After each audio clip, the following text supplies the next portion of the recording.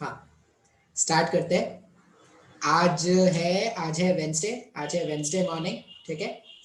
Class ये lecture किसके लिए रिकॉर्ड कर रहे हैं? ये लेक्चर रिकॉर्ड कर रहे हैं क्लास 11th के लिए। क्लास 11th में इससे पहले वाले दिन में क्या पढ़ाया था? तो रिलेटिव वेलोसिटी का कंसेप्ट, हमने रिलेटिव वेलोसिटी का कंसेप्ट स्टार्ट कर दिया है।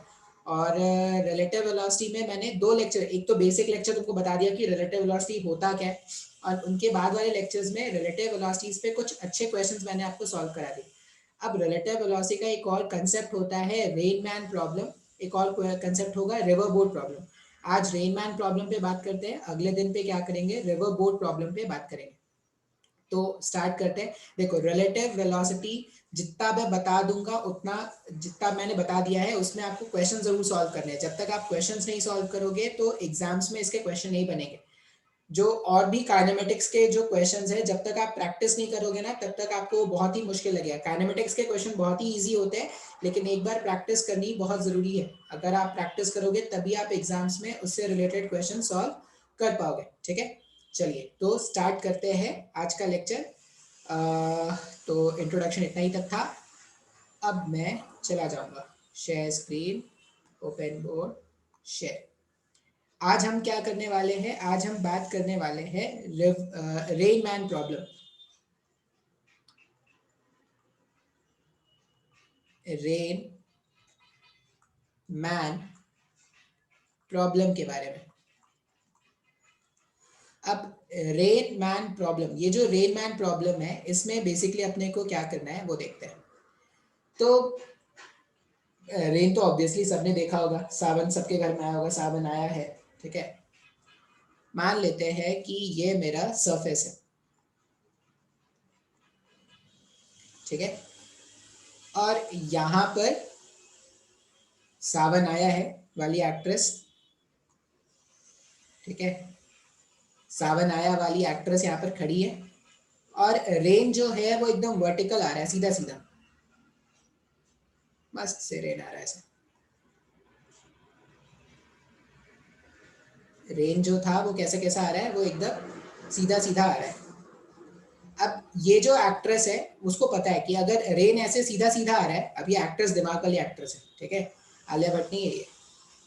अब ये जो एक्ट्रेस है इसको पता है कि अगर पानी सीधा सीधा गिर रहा है तो छतरी को ऐसा रखना पड़ेगा, छतरी को ऐसा रखना पड़ेगा in order to save herself from this, from getting wet. खुद को अगर भीगने से बचाना है तो अम्ब्रेले को उसको क्या करना पड़ेगा? इस तरह से रखना पड़ेगा। ठीक है, मान लो यही जो रेन है, अगर ये जो रेन है वो सीधा सीधा नहीं गिर के,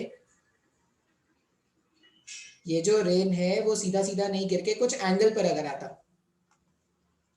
ऐसे, ये जो रेन है, रेन अगर कुछ एंगल पर गिरता तब ये क्या करती? छतरी को ऐसे अलाइन कर देती क्या?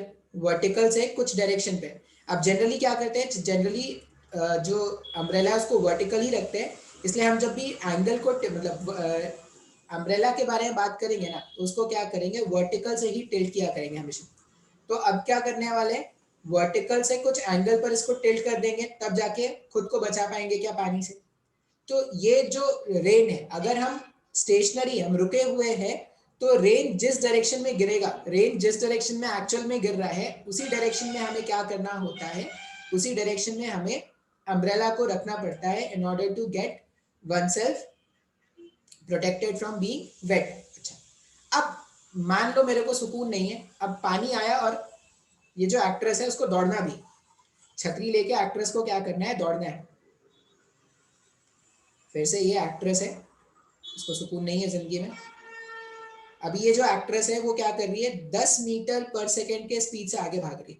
ये जो एक्ट्रेस है वो कुछ भी स्पीड मान लो, मैंने 10 मीटर पर सेकेंड ले लिया है, एक्ट्रेस 10 मीटर पर सेकेंड के स्पीड से आगे भाग रही है। और अभी भी रेन जो है, अभी भी रेन जो है वो ऐसे सीधा सीधा गिर रहा है। केस वन ले लेते हैं, रेन जो है वो कैसे गिर रहा है? वो ऐसे सीधा सीधा गिर रहा है। अब अगर रेन ऐसे सीधा सीधा गिर रहा है, जब ये रुकी हुई थी तो बहुत ही आसान सा केस था कि जिस डायरेक्शन में रेन आ रहा है, जिस डायरेक्शन से रेन आता हुआ लग रहा है उस डायरेक्शन में अम्ब्रेला रख दो, पानी से आप बच जाओगे। ये बहुत ही आसान था।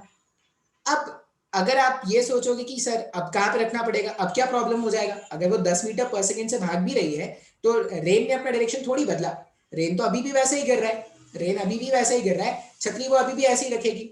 छतरी अगर इस बार अगर ये एक्ट्रेस ने छतरी ऐसा रखा ना तो वो बन जाएगी आलिया भट्ट, वो भीग जाएगी। अगर इस बार इसने छतरी ऐसा रखा तो वो भीग जाएगी। अब इसको भीगने से बचाना है, अब इसको भीगने से बचाना है, कैसे बचाएंगे? तो इसको सिखाएंगे थोड़ा फिजिक्स, कैसे सिखाएंगे वो देखते हैं। ये जो पूरा रेन मैन प्रॉब्लम है ना, उसमें तीन टर्म्स आपको मिलेंगे। एक तो मिलेगा वीएम, वीएम मतलब वेलोसिटी ऑफ मैन। पहला बात आपको क्या मिलेगा? VM, velocity of man, velocity of actress, velocity of car, thief, बस, ट्रेन, ये सब। दूसरा बात आपको मिलेगा वी आर, वी आर का अच्छा वेलोसिटी ऑफ मैन, और अगर कुछ नहीं मेंशन तो किसके रिस्पेक्ट में? With respect to ground.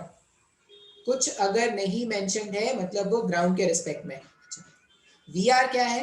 तो वी आर है velocity of rain, velocity of rain with respect to ground. With respect to ground मतलब जिस डायरेक्शन से रेन एक्चुअली फॉल कर रहा है, जिस डायरेक्शन में रेन एक्चुअली फॉल कर रहा है या जिस वेलोसिटी से रेन एक्चुअल में फॉल करता है उसको बोलते हैं वी आर। एक और वर्ड आ जाएगा यहाँ पर, वी आर एम। अब ये वी आर एम क्या है? तो ये है velocity of rain, velocity of rain with respect to man. Man के रिस्पेक्ट में रेन का वेलोसिटी, या इसको मैं ऐसा भी लिख सकता हूं, एक और कैसे लिख देते हैं, ऐसा लिख देते हैं velocity of man, velocity of man as observed, velocity of man as observed, उल्टा हो गया, वेलोसिटी ऑफ रेन है velocity of rain as observed by man, rain का velocity as observed by man. तो ये तीन टर्म है जिसपे क्वेश्चंस क्या होगा, घूमता रहेगा। ठीक है, अब इस तीन टर्म को ही अपने को ध्यान से समझना है। अब वीआर का मतलब क्या है? अच्छा एक और चीज, ये वीआरएम को मैं ऐसा लिख सकता हूँ क्या, ये जो वीआरएम वेक्टर है इसको मैं डेफिनेशन के हिसाब से ये भी लिख सकता हूँ ना, VR vector minus VM vector.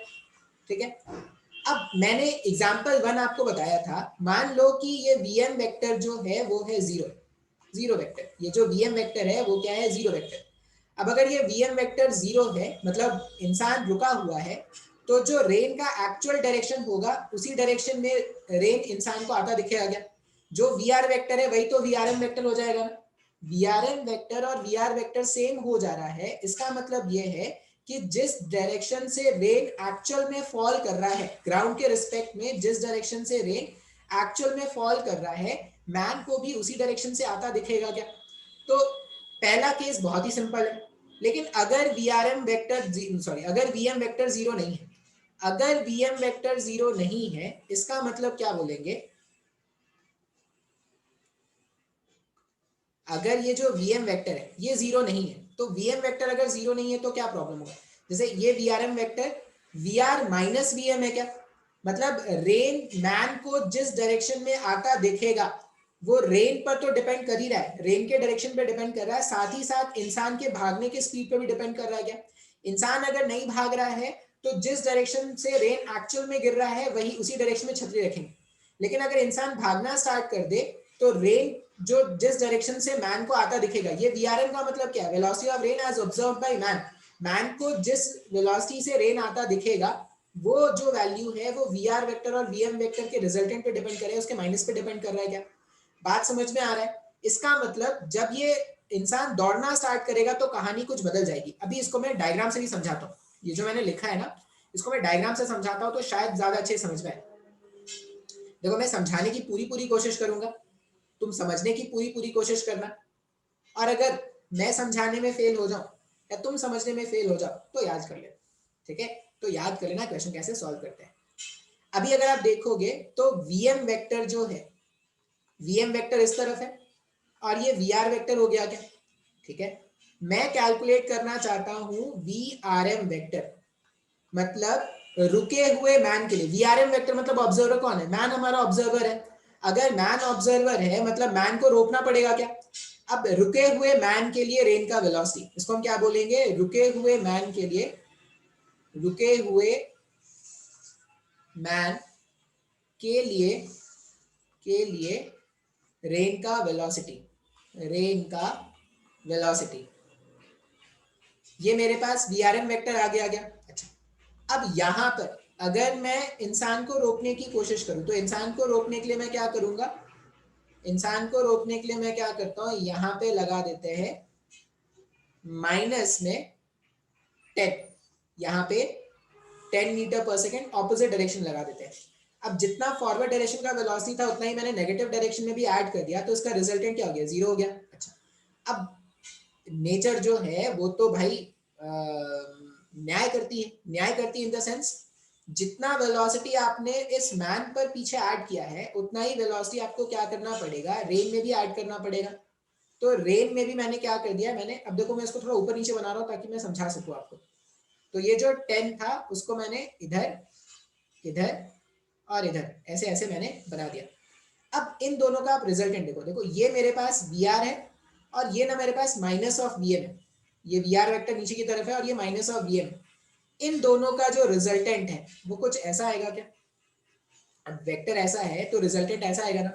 इसका मतलब ये जो वी आर एम वेक्टर है वो कुछ एंगल पर आता हुआ दिख रहा है ना। तो ये जो इंसान था, ये जो इंसान जब वो आगे भागना स्टार्ट करेगा तो जो रेन एक्चुअल में सीधा गिर रहा है, जो रेन एक्चुअल में सीधा गिर रहा है वो इस एक्ट्रेस को ऐसे टेढ़ा आता दिखेगा क्या?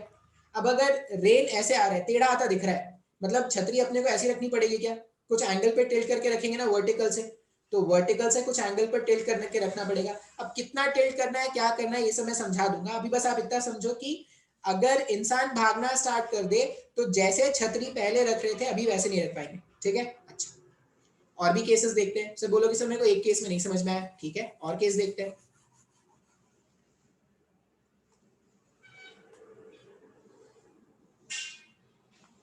फिर से मान लो ये ग्रह ठहरा ग्राउंड,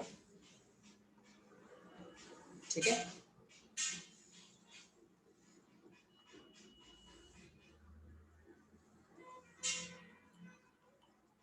ये ऐसा है। इस बार मान लो रेन जो है वो वर्टिकल से कुछ इस तरह के एंगल पर आ रहा है। ये मजेदार करते हैं ना।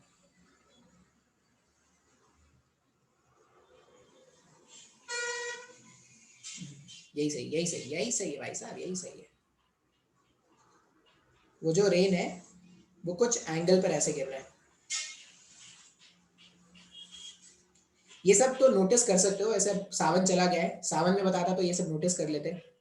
भागना दौड़ना तो है ही तुम्हारी किस्मत में। अब ये जो रेन है, रेन का जो एक्चुअल वेलोसिटी वेक्टर है वो क्या है? कुछ वर्टिकल से कुछ एंगल पर इंक्लाइंड है इस तरह से। ये वर्टिकल है, वर्टिकल से कुछ एंगल पर इंक्लाइंड है। और ये जो एक्ट्रेस है, एक्ट्रेस क्या करेगी? एक्ट्रेस इधर भागना स्टार्ट करेगी कुछ तो वीएम से। अभी मान लो एक्ट्रेस ही हमारी मैन है, वेलोसिटी ऑफ मैन एक्ट्रेस को दे दिया। अब अगर ये वीएम से इधर भाग रही है तो फिर से मैं क्या बोलूंगा? मुझे फाइंड आउट करना है वीआरएम वेक्टर। अब एक बात की तो श्योरिटी है कि वीआरएम वेक्टर और वीआर वेक्टर अलग अलग होगा अगर एक्ट्रेस भाग रही है तो वीआरएम वेक्टर कैलकुलेट करने के लिए हम क्या करेंगे? हमें करना है VR vector minus VM vector. अब VR vector minus VM vector, तो वीएम वेक्टर अगर इस तरफ है तो माइनस ऑफ वीएम किधर हो जाएगा? माइनस ऑफ वीएम इस तरफ आ जाएगा क्या? ये जो वेक्टर है ये माइनस ऑफ वीएम वेक्टर हो गया ना। अगर ये वीएम वेक्टर आगे था तो ये माइनस ऑफ वीएम वेक्टर आ गया। अच्छा, अब अगर जितना माइनस मैंने इसमें किया है उतना ही माइनस मुझे रेन के वेलोसिटी में भी करना पड़ेगा। तो ये मैंने रेन के वेलोसिटी में भी इस तरह से क्या कर दिया, बना दिया। तो ये वीएम वीएम वीएम हो गया। अब वीआर वेक्टर एक वेक्टर इस तरफ है, ये वीआर वेक्टर है और ये माइनस ऑफ वीएम वेक्टर है। वीआर वेक्टर और माइनस ऑफ वीएम वेक्टर का जो रिजल्टेंट है वो कुछ ऐसा आएगा क्या?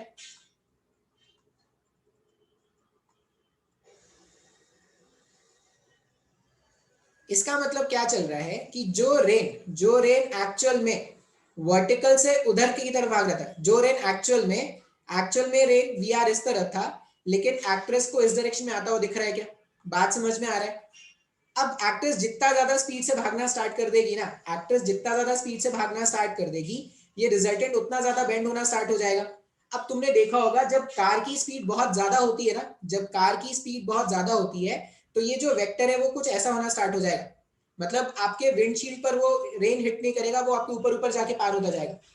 पता नहीं आपने नोटिस किया है कि नहीं, लेकिन अगर रेन का डायरेक्शन ऐसा है, रेन का डायरेक्शन ऐसा है और आपने स्पीड बहुत ज्यादा बढ़ा दिया, अगर आपने स्पीड बहुत ज्यादा बढ़ा दिया तो ये जो वेलोसिटी वेक्टर है ना, देखो ऐसा ऐसा बनता जाएगा, ऐसा ऐसा बनेगा तो आप इधर आगे भागते जाओगे और वो कभी आपके विंड स्क्रीन को हिट ही नहीं कर पाएगा। तो ये टेक्निक होता है, वो ड्राइवर वगैरह समझते हैं, आप पता नहीं आप कभी आपने ड्राइव किया या नहीं, आपने ये शायद नहीं समझोगे, लेकिन मेरे को बताना क्या था वो शायद मैंने आपको बता दिया है। 3 टर्म है। वी आर वेक्टर क्या है? वी आर वेक्टर है कि जिस वेलोसिटी से एक्चुअल में रेन गिर रहा है, लेकिन हमें मतलब किससे है? हमें मतलब है वी आर एम वेक्टर से। वी आर एम वेक्टर क्या है? V R M vector velocity का, वी आर एम वेक्टर है velocity of rain with respect to man. Man को किस डायरेक्शन से रेन आता दिखेगा उस हिसाब से हम क्या करेंगे? वी आर एम कैलकुलेट करेंगे। देखो अगर ये रुकी होती ना, अगर ये रुकी होती तो उसको छाता ऐसा रखना पड़ता इसको रोकने के लिए, लेकिन सिंस ये भाग रही है ना तो उसको छाता ऐसा रखना पड़ेगा। बात समझ में आ रहा है? तो छाता किस तरह से रखना है अगर ये जानना है, तो अगर आप चाहते हैं कि अगली बार छाता किस तरह से रखा जाए, अगर आप ये जानना चाहते हैं तो ज्वाइन करिए मुझे, ठीक है? मेरा नंबर है वही पुराना 1000, कॉल कीजिए, बातें कीजिए मेरे से।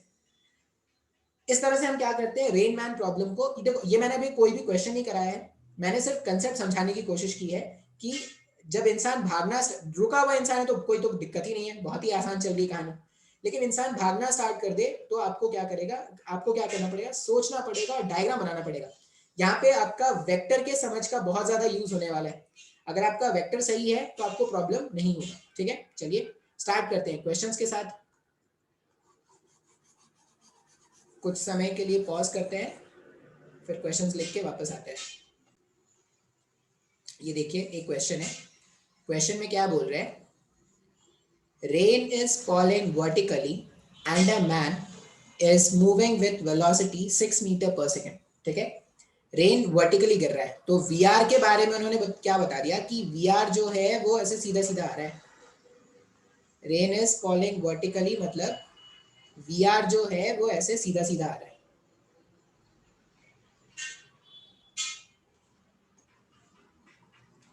इस तरह से ये वीआर हो गया। Rain is falling vertically and a man is moving with velocity 6 metre per second. और एक मैन है, जो मैन है वो क्या कर रहा है? वो 6 मीटर पर सेकेंड के स्पीड से, 6 मीटर पर सेकेंड के स्पीड से आगे चल रहा है, ऐसा मान लेते हैं। Find the angle at which the man should hold his umbrella to avoid getting wet. अब कितने एंगल पर वो अम्ब्रेला को रखे जिससे वो क्या करे? खुद को बचा ले। ठीक है, खुद को बचा ले। तो यहां पर अगर देखोगे तो मेरे पास rain is falling vertically and a man is moving, यहाँ पे ना मेरे को एक और वैल्यू देना चाहिए था। यहाँ पे ये मान लो rain is falling vertically with a speed of, with a speed of 10 meter per second. मतलब रेन जो है वो नीचे गिर रहा है और जिसका मैग्नीट्यूड कितना है? 10 मीटर पर सेकेंड का है। अब मैं बोलूंगा कि आप देखो क्वेश्चन सॉल्व करना बहुत ही आसान है, लेकिन एक बार वेक्टर डायग्राम जरूर बनाओ। वेक्टर डायग्राम बनाओ खुद के अंडरस्टैंडिंग के लिए कि हाँ भाई आपको समझ में आया है कि नहीं। ये वी आर वेक्टर, हमें क्या करना है? हमें डायरेक्शन फाइंड करना है। अब जो वी आर एम वेक्टर का डायरेक्शन होगा उसी डायरेक्शन में हम क्या करते हैं, जब भी आपसे ये पूछा जाए कि find the direction in which the umbrella is to be kept, इसका मतलब आपको क्या बोला गया है? V R M vector. ठीक है, तो यहाँ पे लिख लो, यहाँ पे नोट क्या लिख लेना, इस यहाँ पे आप एक नोट लिख लो भाई साहब, नोट लिख लो, the direction of the umbrella must be kept, ऐसा लिख दो, कप्ट नहीं kept. The umbrella, the umbrella must be kept, umbrella must be kept along the direction of, along the direction of VRM vector. जो VRM vector का direction होगा उसी direction में हम क्या करेंगे? अम्ब्रेला को रखेंगे।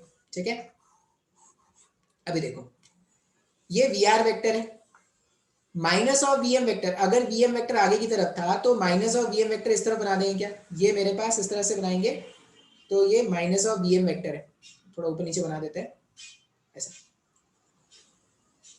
ये minus of V M vector, ये भी minus of V M vector और ये भी minus of V M vector. अब मेरे को ना वी आर एम वेक्टर जानना है, तो वी आर एम वेक्टर क्या होगा, वी आर एम वेक्टर जो है वो इन दोनों का रिजल्टेंट हो जाएगा क्या, ऐसे, ये माइनस ऑफ वी एम और ये वी आर, ये वी आर वेक्टर और ये minus of V M vector का जो रिजल्टेंट है वो क्या हो जाएगा, वो वी आर एम वेक्टर हो जाएगा। अब हमें ये डायरेक्शन, हमें अम्ब्रेला किस तरफ से रखना है, तो देखो अगर रेन ऐसा आ रहा है, अगर रेन ऐसा आ रहा है तो आप अम्ब्रेला भी तो ऐसे ही रखोगे ना, अगर रेन ऐसा आ रहा है तो अम्ब्रेला भी ऐसे रखोगे, मतलब आपको ना वर्टिकल से ये एंगल फाइंड करना है। अब हमेशा याद रखना वर्टिकल से ही फाइंड करेंगे, क्योंकि जनरली छाते को ऐसा नहीं रखते, छाता को ऐसा रखते हैं, छाता ऐसा थोड़ी रखते, वो कुंफू पांडा थोड़ी खेल रहे कि छाता ऐसा रख रहे हैं। तो हमें फाइंड आउट करना है थीटा, मैं थोड़ा इसको अच्छे से बना दूं, ये एंगल हमें फाइंड आउट करना है। यहाँ पे जो एंगल बन रहा है ना थीटा, ये फाइंड करना है। इस तरह से हम क्या करेंगे, छतरी को रखने वाले। अब ये फाइंड आउट करना है, मतलब ये फाइंड आउट करना है, ये थीटा हो जाएगा। अब ये थीटा ढूंढने के लिए देखो मेरे पास यहां से यहां, अब सिंस ये वीआरएम कैसा था, वीआरएम जो है वर्टिकली डाउनवर्ड है, फिर ये जो है ये क्या आ रहा है, ये आप मान लो ऐसे, इस तरह से, ये मेरे पास वीएम है, वीएम का मैग्नीट्यूड कितना है, वीएम का मैग्नीट्यूड 10 है क्या। आपको यहां से यहां का लेंथ, मैं थोड़ा इसको गंदा करूंगा, कचरा करूंगा मैं थोड़ा, अब इसको समझने की कोशिश करना। ये यहां से यहां, ये मेरे पास क्या हो जाएगा, V R vector, V R vector का मैग्नीट्यूड है 10, वी आर वेक्टर का मैग्नीट्यूड है 10, और इंसान के स्पीड, इंसान के भागने का स्पीड कितना था, इंसान के भागने का स्पीड है 6, इंसान जो है वो 6 से भाग रहा है। अब मुझे थीटा जानना है, मैं tan थीटा फाइंड आउट कर सकता हूँ, ये एंगल 90 डिग्री होगा ना, रेन वर्टिकली गिर रहा है, इंसान इस तरह से भाग रहा है, तो ये 90 डिग्री पे गिर रहा है। तो यहाँ पे अगर मैं tan थीटा का वैल्यू लिखूं, तो tan थीटा का वैल्यू क्या लिख सकते हैं, 6 डिवाइडेड बाई 10 या 3 डिवाइडेड बाई 5 हो जाएगा।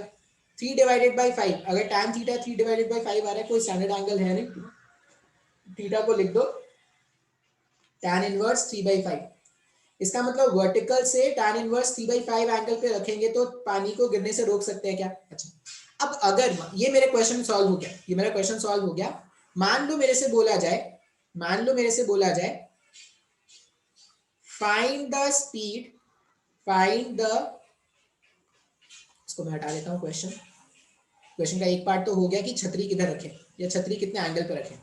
क्वेश्चन का सेकंड पार्ट होता find the speed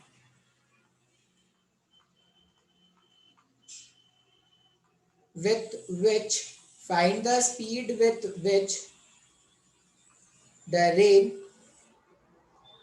find the speed with which the rain appears to fall।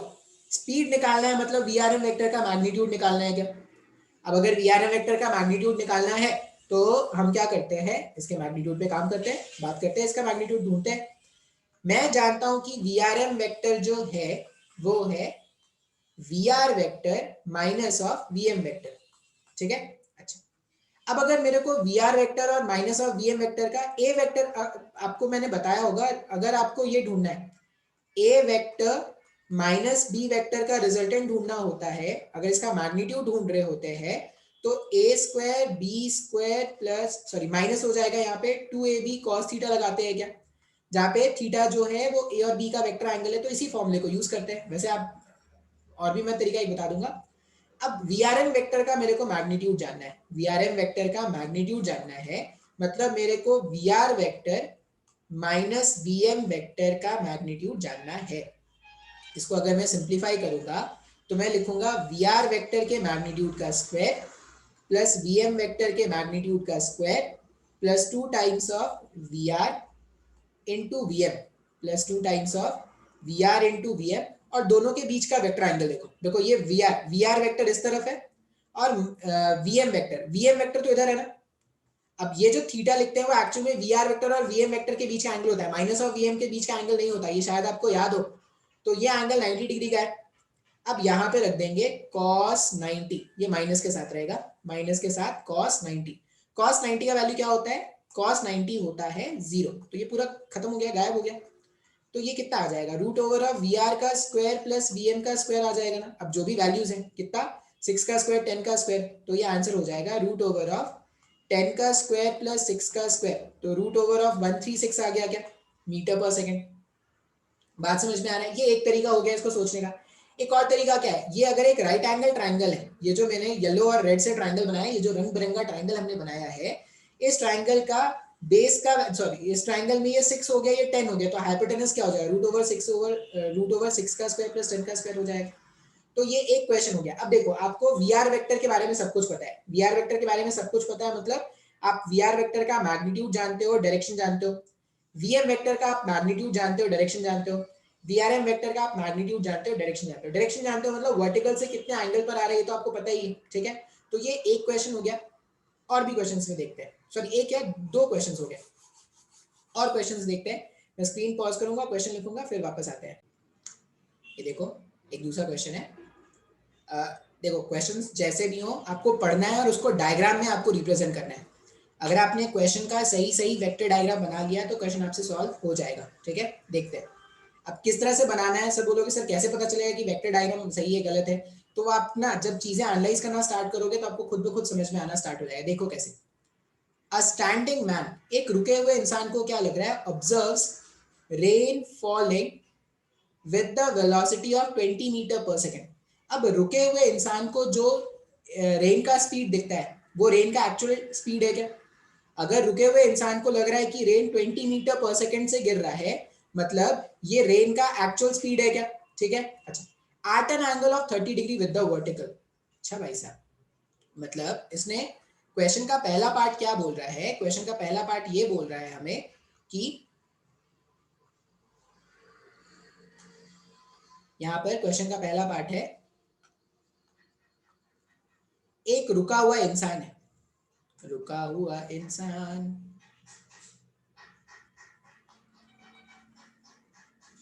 अब ये जो रुका हुआ इंसान है ना, इसने क्या देखा कि observes rain falling with velocity of 20 metre per second at an angle of 30 degree with the vertical. अब ये अगर वर्टिकल है, अगर ये मान ले ये वर्टिकल है, तो इसको लगा कि रेन 30 डिग्री वर्टिकल से आ रहा है। अब 30 डिग्री वर्टिकल, तुम बोलोगे ना सर कि 30 डिग्री जो वर्टिकल की आप बात कर रहे हो, 30 डिग्री वर्टिकल इस तरफ है या इस तरफ है, ये तो क्वेश्चन में बताना ही भूल गए वो। उसने पहले पार्ट में मुझे ये तो बता दिया कि रेन जो है वो क्या कर रहा है, वो वर्टिकली गिर रहा है, ठीक है। 30 डिग्री वर्टिकल से 30 डिग्री पे गिर रहा है, मतलब या तो ये एंगल 30 डिग्री होगा या ये एंगल इस डायरेक्शन पे होगा। अच्छा, मतलब पॉसिबिलिटीज क्या है, एक इस तरफ या एक इस तरफ, और इसका मैग्नीट्यूड जरूर पता है अपने को 20 मीटर पर सेकेंड का, लेकिन डायरेक्शन उसने ना क्लियर नहीं किया है। अच्छा, अब उसने फिर आगे क्या बोला, देखिए, find the velocity with which the man should move. अब ये जो इंसान है, पहले ये रुका हुआ था तो रेन या तो ऐसा आता दिख रहा था या ऐसा आता दिख रहा था। ये वी आर वेक्टर या तो ये हो सकता है या ये हो सकता है, मैंने दोनों भी लिख दिया है, डायग्राम मैंने दोनों का बनाया है। Find the velocity with which the man should move so that rain appears to fall at 30 degree with the vertical to him. अच्छा जी, अभी समझिएगा एकदम ध्यान से। मान लिया जाए कि ये जो इंसान है वो चलना स्टार्ट कर दे, ये जो इंसान है वो क्या कर दे, चलना स्टार्ट कर दे। छोटा हो गया थोड़ा, मोटा भी हो गया थोड़ा, सर बड़ा हो गया बेचारे का, पहले सर बहुत छोटा था, अब सर इसका बड़ा हो गया। कोई नहीं, कोरोना में बैठा बैठा इसने खाया होगा खूब, तो सर बड़ा हो गया इसका। अब ये चलना, देखो जनरली हम जब भी बोले ना कि चल रहा है तो उसको हमेशा फॉरवर्ड डायरेक्शन में चलाते हैं जनरली। तुम उधर भी चलाओगे तब भी कोई फर्क नहीं पड़ेगा, लेकिन कैलकुलेशन आसान रखने के लिए ये थोड़ा अपना साइड लगता है, ये राइट होना ज्यादा अच्छा लगता है, being on the left side, ठीक है। कौन चाहता है कि गलत हो, तो राइट ही रखते हैं। तो इधर मान लेते हैं कि कुछ तो 20 स्पीड से मैन चला होगा। अब जब कुछ तो 20 स्पीड से मैन चला तो उसको लगा कि रेंज जो है वो वर्टिकल से 30 आ रहा है। ये लो एक और कंफ्यूजन, पहले ही अपने को नहीं पता था कि इधर है या इधर है, अब फिर से बोल रहे हैं कि वो क्या हो जाएगा, वर्टिकल से 30 हो जाएगा। मतलब जो VRM है, अब अगर ये इंसान भागना स्टार्ट कर दे तो अब जो VRM है, वो या तो ये होगा या ये होगा ना, यही तो बोला गया ना, with which the man should move so that the rain appears to fall at 30 degree with the vertical to him. मतलब या तो ये VRM हो सकता है या ये VRM हो सकता है। अब कैसे जज करेंगे सर, कौन सा ये, किसी को भी ले ले क्या? नहीं, किसी को भी तो नहीं ले सकते। देखते हैं, किसी को भी तो नहीं ले सकते आप, अपने को देखना पड़ेगा। अब कैसे देखेंगे वो देखते हैं, वो समझते हैं। मान लेते हैं कि ये जो डायरेक्शन है ना वो सही है, मान लेते हैं। हमने क्या पढ़ रखा है, तो क्वेश्चन का काम खत्म हो गया तो मैं क्वेश्चन को हटा दे रहा हूँ, ठीक है, क्योंकि स्पेस की कमी होती है। क्वेश्चन का काम खत्म, मैं क्वेश्चन को रिमूव कर देता हूँ। कैलकुलेट क्या करना था भाई साहब अपने को? Find the velocity with which the man should move, v का वैल्यू कैलकुलेट करना है। ओके ओके जी, ओके।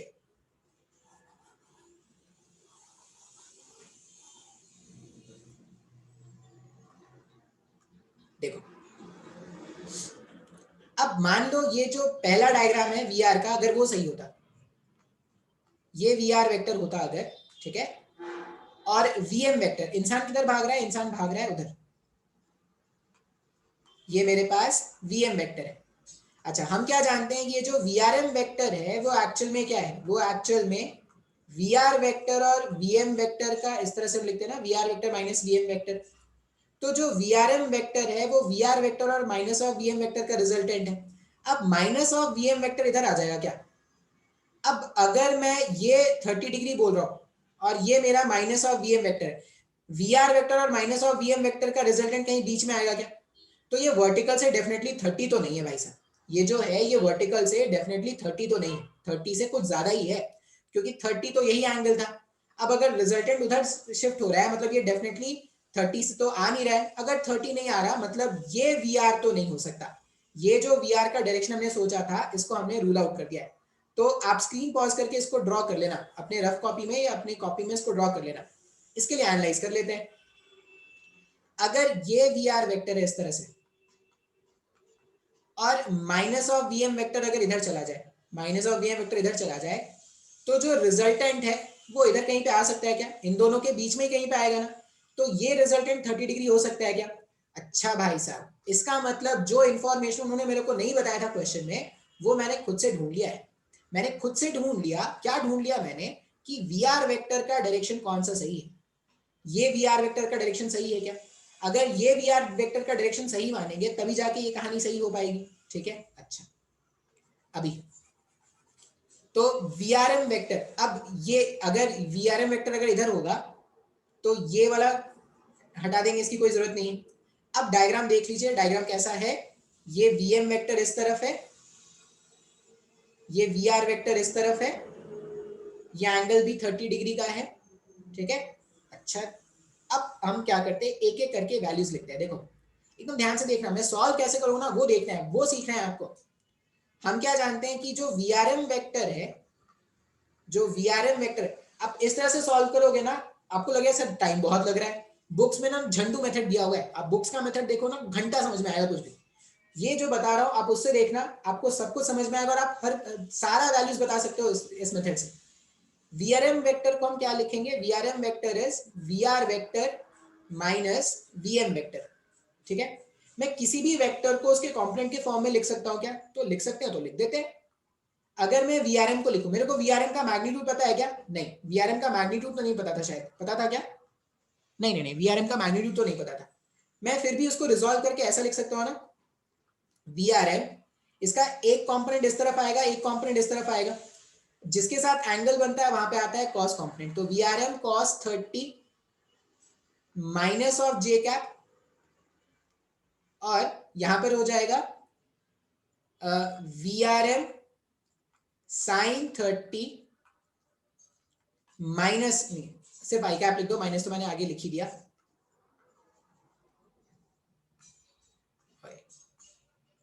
आई कैप। ये समझ में आया क्या मैंने क्या लिख दिया? जो वीआरएम वेक्टर था उसको रिजॉल्व किया तो एक वेक्टर एक्स के नेगेटिव में आ गया, एक वेक्टर वाई के नेगेटिव में आ गया। तो VRM cos 30 minus J cap, VRM sine 30 I cap equals to VR vector, अब वी आर वेक्टर को अगर मैं रिजॉल्व करूं तो रेन का स्पीड का मैग्नीट्यूड गिवन है क्या, 20 मीटर पर सेकंड का गिवन है, 20 मीटर पर सेकंड। अगर मैं उसको रिजॉल्व करूंगा, देखो रेन को अगर रिजॉल्व किया जाए तो रेन के वेलोसिटी का एक कंपोनेंट इधर और एक कंपोनेंट इधर। अब ये एंगल अगर 30 डिग्री का है तो ये हो जाएगा यहाँ पर 20 cos 30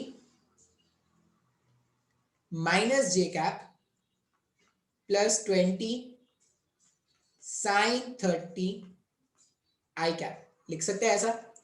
और माइनस में वीएम, इंसान कितने स्पीड से भाग रहा है यही तो कैलकुलेट करना है ना, वीएम आई कैप, वीएम का वैल्यू मैंने वीएम आई कैप इस तरह से लिख दिया। अब हम क्या जानते हैं, ये सबका काम खत्म हो गया, डायग्राम देखो मैंने डायग्राम बना लिया फिर रिजॉल्व करके लिख दिया। अब देखना 2 मिनट में आंसर आ जाएगा। जे वाले टर्म को जे वाले टर्म से इक्वेट कर दो और आई वाले टर्म को आई वाले टर्म से इक्वेट कर दो। जे वाला टर्म यहाँ पे क्या है, V R M cos 30, cos 30 कितना है माइनस के साथ, cos 30 का वैल्यू क्या होता है, cos 30 हमारे पास होता है √3 डिवाइडेड बाई 2। यहाँ पे जे कैप का टर्म कौन सा है, यहाँ पे जे कैप का टर्म है माइनस में 20 cos 30, cos 30 होता है √3/2 और ये जे कैप वाले टर्म को जे कैप से इक्वेट कर दो, ये माइनस से कैंसिल, √3/2 से कैंसिल। तो velocity of rain with respect to man का मैग्नीट्यूड कितना है, 20 मीटर पर सेकंड का है क्या, 20 मीटर पर सेकंड से रेन जो है वो मैन को आता दिख रहा है, ये पहला आंसर हो गया।